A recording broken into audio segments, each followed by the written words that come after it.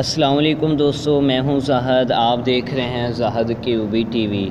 तो दोस्तों, आज हम सीखेंगे कि हम अपनी यूट्यूब की वीडियोस को किस तरह डाउनलोड कर सकते हैं बग़ैर किसी एप्लीकेशन का यूज़ किए हुए, बग़ैर किसी वेबसाइट पर जाए हुए, बग़ैर लिंक कॉपी किए हुए। आसान सा तरीका है, आज ही हम इसी वीडियो में बात करेंगे।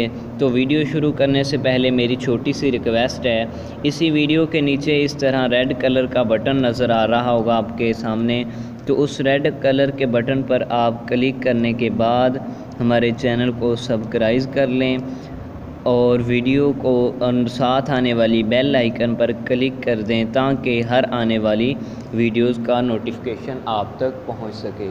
तो सबसे पहले आपने करना क्या है, कोई भी वीडियो सेलेक्ट कर लेनी है। तो नीचे आपके सामने यहाँ पर एक ऑप्शन नज़र आ रहा है डाउनलोड का, तो यहाँ पर आप क्लिक करने के बाद क्लिक करेंगे तो आगे भी एक तरीका है थोड़ा सा।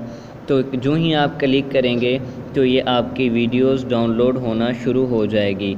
तो यहाँ पर आप देख सकते हैं मेरे पास ये वीडियोस डाउनलोड होना शुरू हो गई है।